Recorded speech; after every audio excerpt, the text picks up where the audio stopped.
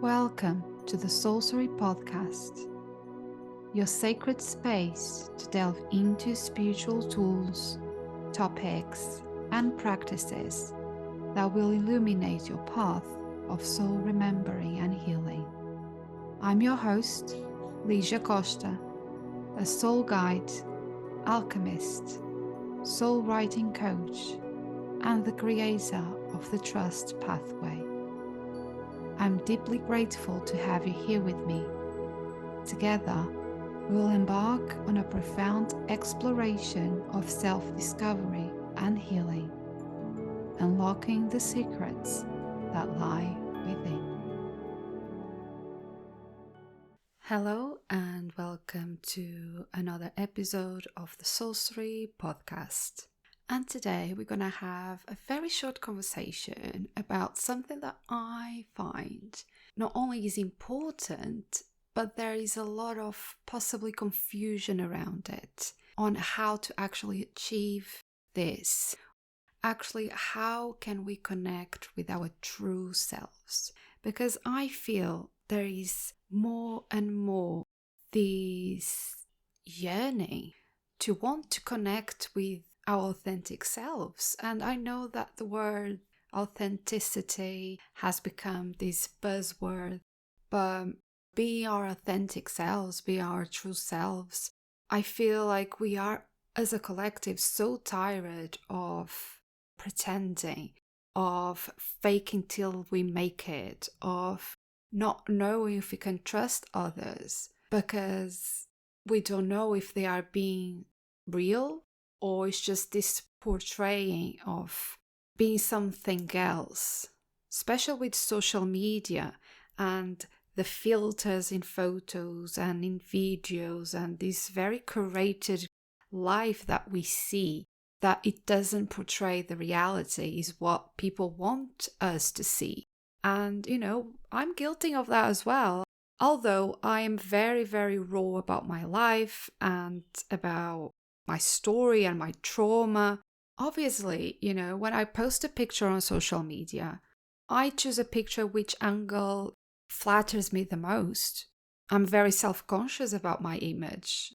So obviously I don't put a picture of my rolls showing or pimples showing on my face or whatever. Like, I could do it, but I choose to put a picture that showcases maybe the better side or the most photogenic side of my face. That is just an example. We all do it. At some extent, we all do it. But deep down, we feel like so tired of having to pretend or having to hide some parts of ourselves or our lives, or even the things that we perceive to be flawed in us, as a pimple in our faces or a roll in our tummy, which everyone has. But I feel it's really, really important that we talk about this because there is also this misconception that our true selves or our higher selves, as some people refer to, it's something outside of ourselves, kind of within, but at the same time is this divine force that we can't see or we can't reach. But the truth is, our true selves is the stable, courageous, loving, humble, creative, and honest part of ourselves. Is the part of ourselves that is always steady, that it's unaffected by the outside world. And I think that is what it makes it feel so attractive, because I feel we are also very tired of being affected by the outside world, by being defined by what society feels is accepted or pretty or worthy. And we are getting tired of this. And that's why we see so many people also coming on social media and sharing the behind the scenes, the unedited photos, the photo apps and filters that other people use, and that we keep comparing ourselves to, these unrealistic ways of living, when in reality it's all fake. And we want to be free from this, feel free from being so affected by the outside world. And that's why we want to connect with our true selves, because it's the part of us that we can always count on. No matter what, no matter who lets us down, our true selves is our best friend and is always within, always with us. But I feel in this chase really for finding our true selves or connecting with our true selves, we make a really big mistake. And the mistake that we most make, and me included, is that when something uncomfortable and unexpected happens, we tend to fall into the wounded ego. We tend to dramatize the situation. We tend to feel hopeless or lack of control and fall into the shadow archetypes of the child and the victim. And we all do it. I keep saying we are duality, we have our shadow sides and we have our golden aspects as well. It's what makes us us. The key here is to allow ourselves and to honor our feelings and validate our feelings and lean into these shadow aspects of the child and the victim, but not staying there. That is the key. Because living deeply connected and in alignment with our true selves, yes, it eliminates most of the struggle, most of the unnecessary pain that we put ourselves through, and also the overwhelm that we feel when we identify with our ego on a surface level. And when we do fall into the trap of staying in these shadow archetypes of the child and the victim, it's really hard to then find our true selves because we are identifying with a part of our ego. And we feel that life is really hard and really unfair. We start comparing ourselves with others, or we start being competitive. And we start to worry as well about what others think of us, what others say about us. And it kind of starts seeking external validation. And that will just separate us more and more from our true selves, from our true nature, from who we are at our soul essence. Because when we are seeking for validation and approval outside of ourselves, we are not connecting with our true selves. We are not seeking that validation within. We are not seeing our worth within. We are not respecting and honoring ourselves because we are either people pleasing, we are either begging for love and validation and attention, and then we feel bad about ourselves, and that's when we go into our shadow archetypes of the child, which blames everybody, doesn't take responsibility, that feels the world is unfair and it's against us, or onto the victim archetype, which also blames everybody, doesn't take radical responsibility for nothing, but feels very sorry about ourselves. We feel very sorry about ourselves. We feel like, poor me, this is happening to me. And if we are not careful enough and we stay in these victim and child archetypes, we become more and more disconnected from our true selves. And it becomes a never-ending struggle. It's kind of we are spinning around in a loop in our own minds that then affects our energy, affects our emotions, and therefore we do feel, and this is valid, we do feel like life is really hard. That's filled with obstacles because we are stuck in those archetypes. But I want you to know is that it is okay.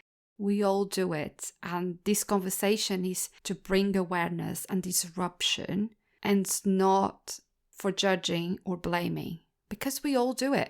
After all, we are soul beings having a human experience. And as souls, we came into this 3D world and we decided to be humans, to reincarnate as humans, so that we actually experience duality. so that we experience being separate. And then we spend our whole life, and that's one of the missions that we have as souls, to be whole, to find oneness. But to find oneness, first we need to learn how it is to feel separate, right? And so, yeah, it's okay, we all do that. As humans, we have the ego.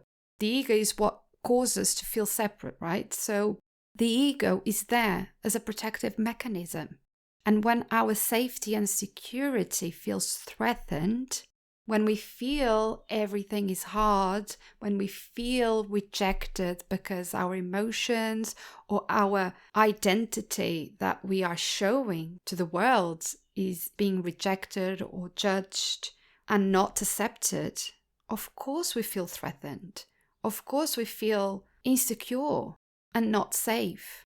And because of that, our nervous system will react to these perceived threats and activate this trauma that is stored in the body and in our unconscious mind.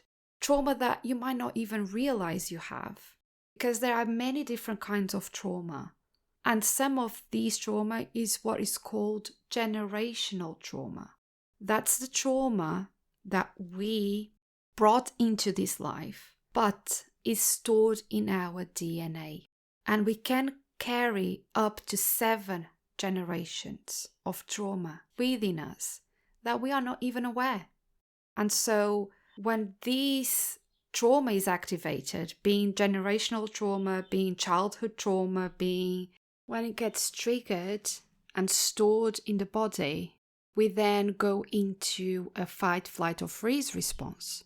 And in our human instinct, we are unconsciously programmed to go back to these moments where the first imprint happened, right?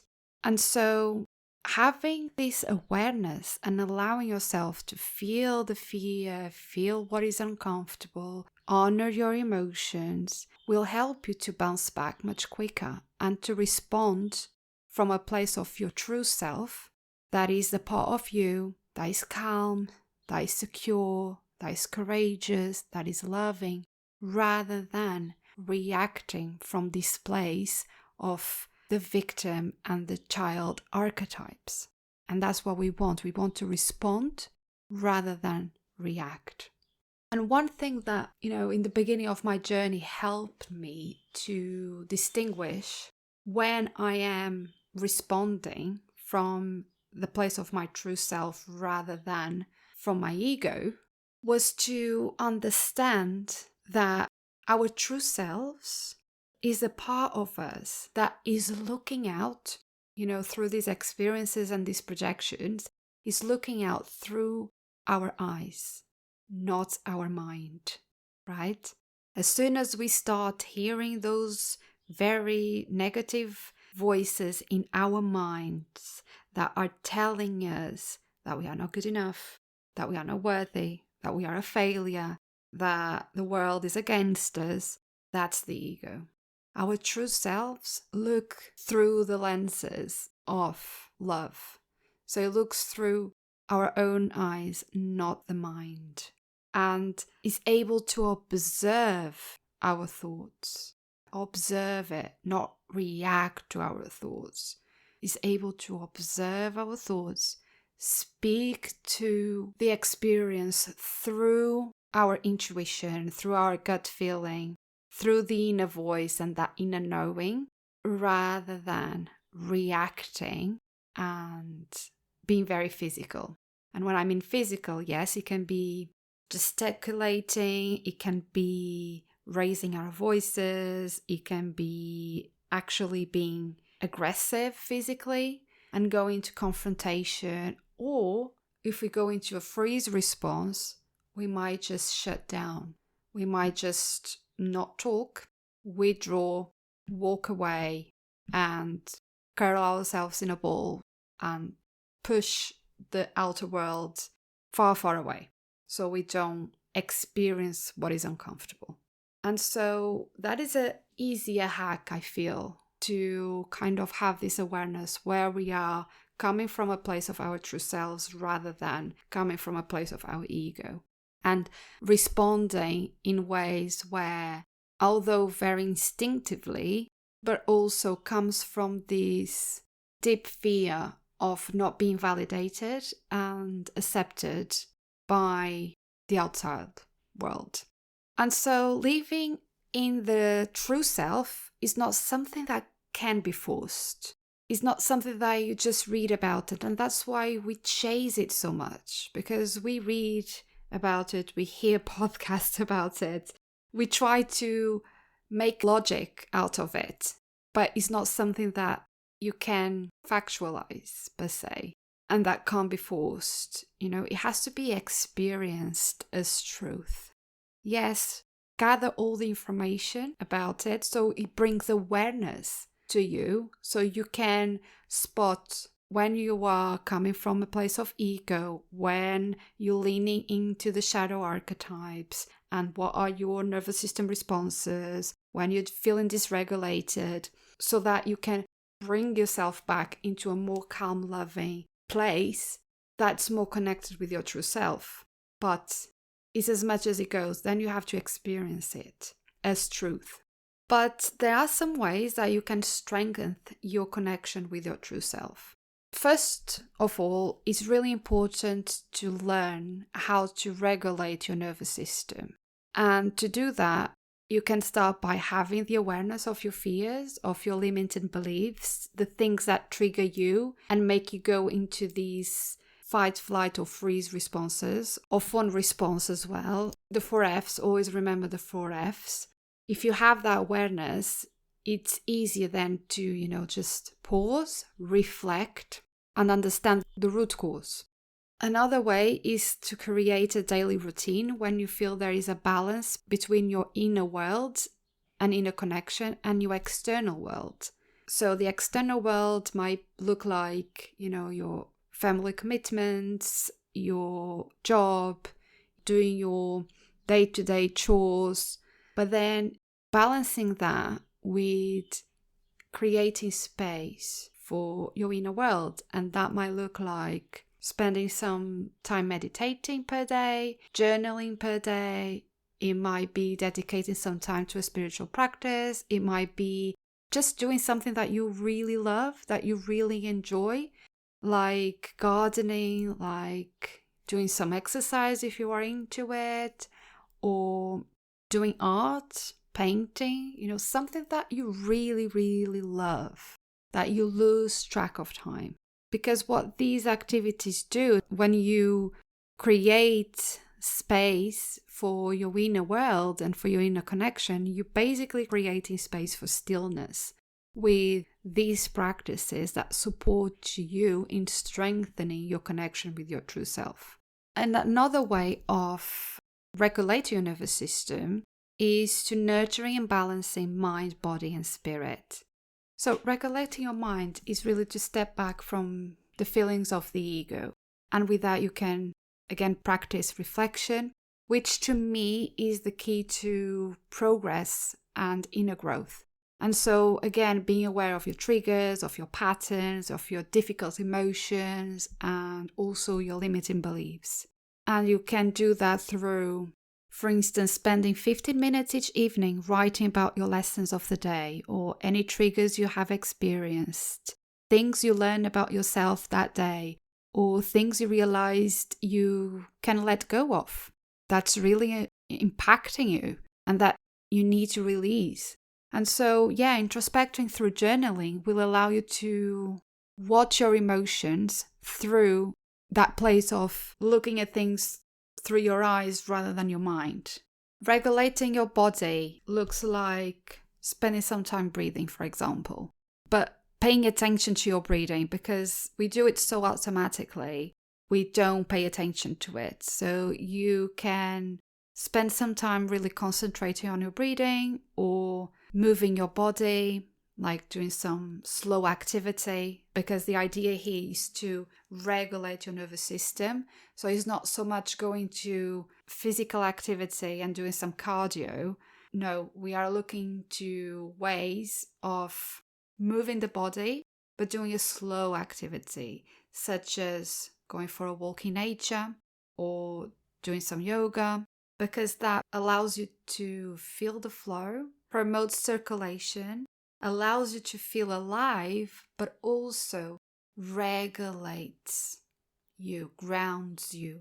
And if you can go for a walk on the beach, barefoot on the beach, or you can go to a park and just take your shoes off and walk on the grass, the better, because it really helps you to ground, to pause, to feel. You can then combine that with some deep breathing and will really, really help you to anchor yourself, bring that anchor that you need to ground, to calm, and to balance and regulate your nervous system. And then your spirit. And the way you truly experience connection with your true self is through stillness and meditation on a regular basis.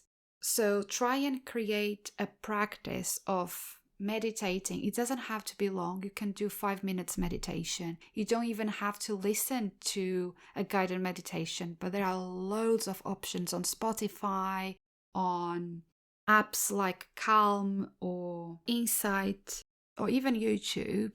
But it doesn't have to be long. Simply 5 minutes will do the trick.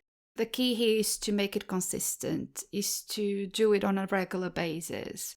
If you can't commit to do it every day, at least find a day each week that you dedicate time for that, so you can create space to connect with your true self. So these are some ways to create some space to connect with your true self. And I think they are all very important and have their roles, because when you consciously know what triggers you, what ticks you, what brings you overwhelm and takes you out of this nervous system regulation, and you work through it with your mind, and then you combine it with your body, regulating, grounding yourself in your body, also drinking plenty of water, eating what nourishes your body, taking time to connect with the food that you put into your body. Remember, your body is your temple and your body feels everything. Even when consciously you don't make sense of the emotions you're feeling, your body certainly does. So this nervous system regulation, it's really working with your body at a somatic level so that you understand where in your body you're feeling your emotions. Because sometimes you don't know why you're feeling certain ways, even when you try to work on reflecting and knowing your patterns and doing the inner work, but you kind of don't know how. And sometimes the best way is really to start with your body. How that experience feels in your body. Where in your body you feel in the contraction, you feel in the tension. Do you have shallow breathing if you think of something? Do you feel a knot on your stomach? Does your shoulders become stiff, for example? Do you feel sick? Do you feel a migraine or a headache? Your body will give you clues, even before your mind understands and makes logic of what's happening. So maybe start there on a somatic level, then work with your mind and obviously work with the spirit, creating space for stillness, really. Just for stillness, doing nothing, clearing your mind and doing something that really brings you joy. Because you come so close and you get closer and closer to your true self with your soul, the more you do what brings you joy. So I hope this episode was helpful. Before I love you and leave you, I will pull a card from the T.R.U.S.T journaling deck. And the card that I just pulled is from the Truth Suite. And the soul inquiry is, how comfortable am I in my skin, being who I am? How comfortable am I in my skin, being who I am? And the affirmation is, I allow myself to be who I am without judgment. Oh my God. What can I say? These cards are always spot on. So yeah, maybe you can start here. maybe you can start with this soul inquiry. Do some reflection on it. Paying attention how it feels in your body when you ask yourself this question. And even when you say the affirmation, how does it feel in your body? And start exploring that. I love it. If you would like to get your hands on this deck, which I'm sure if you're listening to this podcast over the last 42 episodes, you realize how amazing this deck is and how you can work on a very intuitive level just by pulling a card, and it will tell you what your soul needs. So obviously every time I pull a card from the deck on each episode, it connects with the energy of what I'm talking about. And that's why the cards are always spot on. So if you'd like to get your hands on this deck, head over to my website, www.ligiacosta.co.uk. What I'm going to do is, along with the deck, I'm going to offer you free the workshop, Journaling to Find Yourself. So you have the basics of how to use soul writing to find your true self, to know your true self, how to use journaling, how to make it a practice. So you have all the foundations. If you never journal, you don't know how to do it, I've got you covered. That workshop alone is £30. So I'm going to include it free to whoever buys the physical deck. I'll leave all the links in my show notes with all the details on how to order the deck and get instant access to the workshop. Thank you so much for listening, and I'll see you on the next one. Thank you for listening to the Soulcery Podcast and for holding space for this conversation. It is truly magical to be able to walk with you on this journey of soul healing and inner transformation. If you resonated with this episode and found it valuable, I would be grateful if you could leave a review on iTunes. Your feedback helps me reach more souls searching for guidance and healing. For more guidance and soul wisdom to support soul awakening women through the journey of alchemy, please visit my website www.ligiacosta.co.uk. Love and healing to all. See you on the next one.